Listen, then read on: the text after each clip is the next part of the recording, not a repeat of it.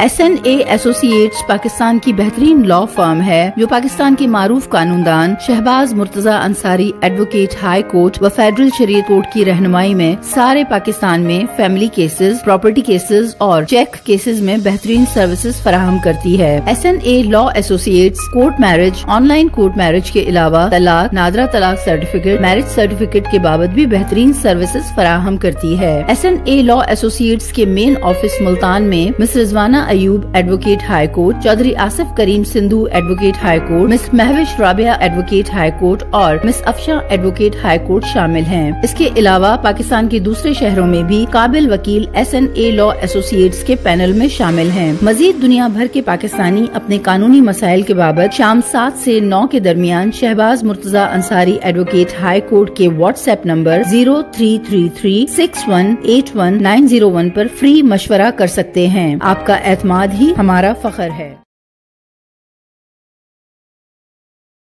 मोहतरम नाज़रीन, अस्सलाम वालेकुम। Shahbaz Murtaza Ansari advocate high court व फेडरल शरीयत कोर्ट मुल्तान पाकिस्तान से आपसे मुखातिब हूँ। मेरे अक्सर जो लेक्चर्स हैं वो फैमिली केसेस से मुतल्लिक़ होते हैं और मुझे मेरे जो यूट्यूब्स के मेरे जो व्यूवर्स हैं और दूसरे लोग मुझे अक्सर ये कहते थे कि मैं जो दीवानी सिविल के इश्यूज़ हैं उन पर भी लेक्चर जारी करूँ। मेरे कुछ है सिविल पे एक दो लेक्चर हैं भी। एक मेरा लेक्चर है कि जदाद ख़रीदने से पहले कौन कौन सी एहतियात इंतहाई ज़रूरी है, वो है। और अब मैंने ये किया है फ़ैसला कि मैं सिविल जो दीवानी इश्यूज़ हैं पाकिस्तान में उन पर भी लेक्चर जारी करूँ। सो आज मैं जिस टॉपिक पर लेक्चर जारी करने जा रहा हूँ वो है दावा तकमील मुआदा मुख्तस बै, स्पेसिफिक परफॉर्मेंस ऑफ कंट्रैक्ट का जो सूट होता है। आज हम उसको डिस्कस करेंगे। पाकिस्तान में ये भी एक अहम है, लेकिन आज इसमें दो होते हैं। एक ख़रीदार होता है, उसकी तरफ से मुकदमा दायर हो सकता है। एक मालिक होता है, उसकी तरफ से हो सकता है। यानी जब ब्रीच ऑफ कंट्रैक्ट होगा तो दोनों ही अपने अपने मौक़िफ़ की हद तक मुकदमा दायर कर सकते हैं। चूँकि ये एक अहम इशू है और जिसमें डिटेल से डिस्कस होने की ज़रूरत है, तो लिहाजा आज मैं सिर्फ ख़रीदार की जानिब से ही इस मुकदमे को डिस्कस करूँगा। मालिक की तरफ से ये जो मुआदा मुख्तस बै का केस होगा उसको मैं बाद में अपने दूसरे लेक्चर में कभी डिस्कस करूँगा। दूसरा, मैं जल्द शुफ़ा से मुतल्लिक़ भी एक अपना तफसीली लेक्चर जारी करूँगा। अगर आप लोगों ने अभी तक मेरे यूट्यूब चैनल सबसे शहबाज मुर्तज़ा अंसारी एडवोकेट को सब्सक्राइब नहीं किया तो काइंडली इसको सब्सक्राइब करें, लाइक करें, दोस्तों में शेयर करें ताकि उनको मेरी वीडियोस मिलती रहें। मैं हमेशा कोशिश करता हूं कि सादा अल्फाज में लोगों को उनके कानूनी राइट्स के बारे में आगाह कर सकूं। आज का ये जो मेरा लेक्चर है ये भी इसी सिलसिले की एक कड़ी है। और मज़ीद SNA लॉ एसोसिएट्स पाकिस्तान के इस वक्त 47 शहरों में सर्विस प्रोवाइड कर रही है और उसमें फैमिली केसेस भी शामिल हैं, प्रॉपर्टी के केसेस भी शामिल हैं और जाली चेक के जो केसेस हैं वो भी शामिल हैं। और हम कोशिश करते हैं अपने क्लाइंट्स को बेहतरीन सर्विसेज दें। तमाम केसेस का ड्राफ्ट मैं ख़ुद तैयार करता हूँ। तमाम केसेस की जो क्रॉस होता है, जरा होती है, उसके सवाल मैं खुद लिख कर भेजता हूँ और फाइनल आर्गूमेंट्स भी मैं या रिटर्न आर्गूमेंट्स देता हूँ या मैं खुद उस शहर में जाके बहस करता हूँ जिस शहर में हमारा केस हो। इसके अलावा मेरे पैनल में जो लॉयर्स होते हैं मुख्तलिफ शहरों में वो भी फैमिली केसेस और सिविल केसेस के एक्सपर्ट लॉयर होते हैं। सो आज इस पर अब जो टॉपिक है उस पर आते हैं। सबसे पहले मैं ये बताना चाहूँगा कि पाकिस्तान में बेशुमार लाखों लोग जदाद की ख़रीदो फरोख्त करते हैं, मगर कुछ वजूहात की बिना पर वो बाज़ औक़ात फ़ौरी तौर पर मुकम्मल रकम अदा करने की पोजीशन में नहीं होते या मालिक के पास कब्ज़ा देने की पोजीशन नहीं होती फ़ौरी तौर पे।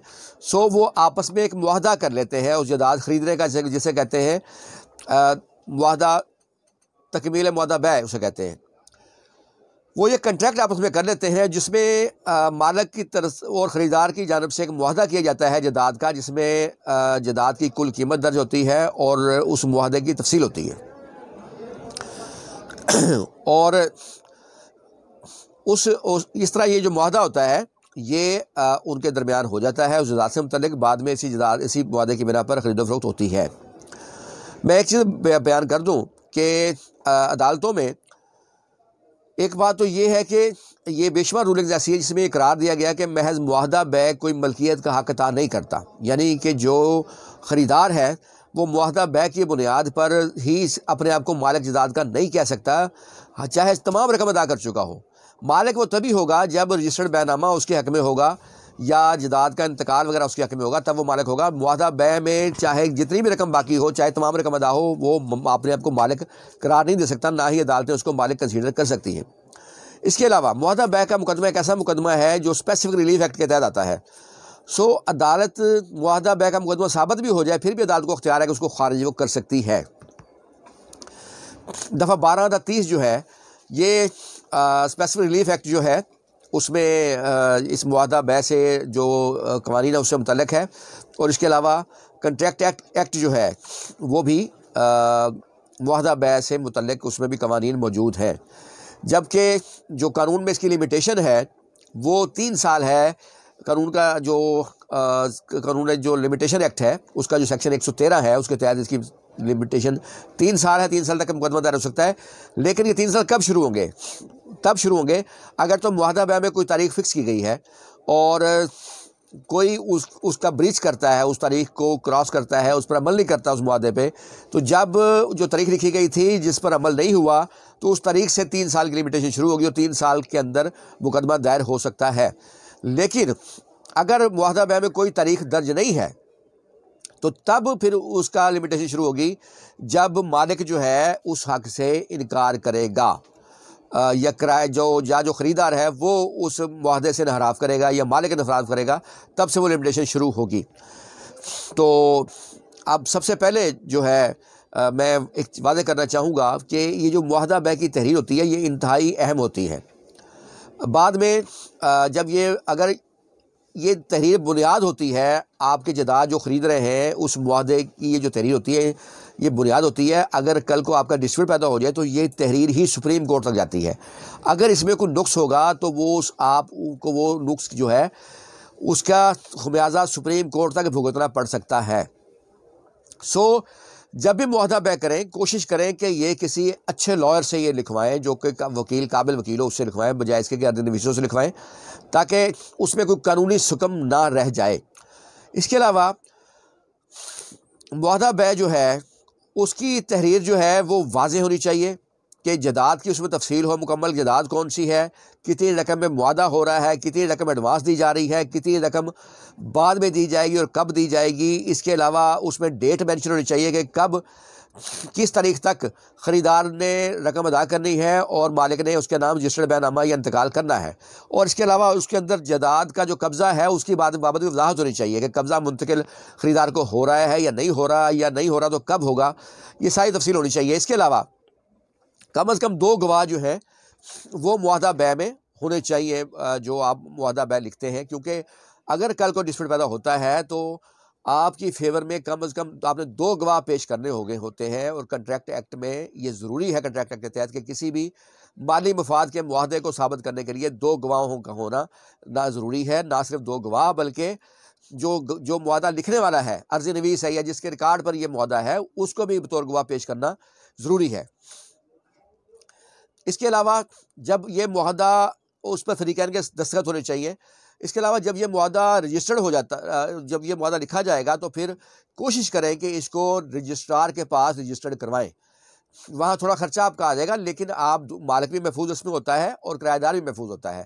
تو رجسٹرار کے پاس اس کو رجسٹرڈ کرایا جائے معاہدے کو، اس میں تمام تفصیل ہو اور فریقین وہاں پیش ہوں، سب رجسٹرار جو ہوتا ہے وہ وہاں پہ معاہدے کو جو ہے پیش کرا کے اور آپ جو ہے وہ پیش ہونا چاہیے، وہاں رجسٹرڈ ہونا چاہیے۔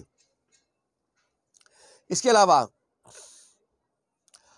اگر معاہدہ کے باوجود مالک جداد جو ہے وہ جو مقررہ تاریخ ہے اس وقت تک آپ جاتے ہیں مالک کے پاس، باقی رقم آپ کے پاس ہے، آپ اس کو دینے کی کوشش کرتے ہیں اور وہ ٹال مٹول سے کام لیتا ہے، تو آپ نے ہرگز وہ ڈیٹ کراس نہیں ہونے دینی جو لکھی ہوئی ہے۔ آپ نے اس سے پہلے کوشش کر لینی ہے۔ اگر وہ ڈیٹ آ جاتی ہے تو اس سے مناسب طریقے میں آپ کو 2 بتا رہا ہوں، یا تو اس ڈیٹ پر یا اس سے پہلے یا ڈیٹ پر آپ سب رجسٹرار کے پاس پیش ہو جائیں گے، اس معاہدہ کیونکہ رجسٹرڈ ہوگا معاہدہ آپ کا، اس کی بیس پر آپ ایک اپلیکیشن دے سکتے ہیں اور اپنے جو آپ ریڈی ہے وہ رقم ادا کرنے کے لیے آپ اس کی اطلاع سب رجسٹرار کو باقاعدہ تھرو پروسیس جو لا ہے اس کے تحت دیں گے، اور اس میں لکھیں گے کہ جی آپ کا یہ معاہدہ تھا، اس میں یہ ڈیٹ طے ہوئی تھی لیکن مالک اب ٹال مٹول سے کام لے رہا ہے، تو آپ رقم لے کر آئے ہیں اور آپ کے پاس رقم موجود ہے، لہٰذا آپ ادا کرنے کو بھی تیار ہیں۔ تو یہ سب چیز ریکارڈ میں آنی چاہیے. لیکن اس سے کہیں بہتر ہوگا کہ آپ جب دیکھیں کہ مالک جو ہے ٹال مٹول سے کام لے رہا ہے تو پھر آپ اس ڈیٹ گزرنے سے پہلے دعویٰ دائر کر سکتے ہیں کورٹ میں. اس میں تمام کہانی بیان کر سکتے ہیں. اس میں لکھ سکتے ہیں کہ جی آپ رقم ادا کرنے کو بقیہ رقم ادا کرنے کو تیار ہیں لیکن مالک رجسٹرڈ بیان نامہ نہیں کروا رہا. کیونکہ اکثر مالک حضرات جب وہ معاہدے سے مکرنا چاہتے ہیں یا ان کو کوئی اور گاہک مل جاتا ہے یا قیمت بڑھ جاتی ہے جائیداد کی, تو وہ چاہتے ہیں کہ یہ معاہدے کی جو ڈیٹ ہے یہ گزر جائے, کیونکہ اس معاہدے میں لکھا ہوتا ہے کہ اگر مقررہ تاریخ تک خریدار نے پیمنٹ جمع نہ کرائی تو معاہدہ خود بخود خارج صور ہوگا اور بیانہ جو ضبط ہو جائے گا. اکثر معاہدوں میں یہ لکھا ہوتا ہے. سو مالک کی کوشش ہوتی ہے کہ کس طریقے سے وہ ڈیٹ گزر جائے تاکہ وہ کل کو یہ جواز لے سکے کورٹ میں کوئی مسئلہ بھی ہو تو جی کہ خریدار نے رقم ادا ہی نہیں کی اس کو. تو اس لیے یہ پہلے کورٹ میں کیس کر کے وہاں رقم جمع کروانی چاہیے تاکہ آپ اپنی نیک نیتی جو ہے وہ ثابت کر سکیں.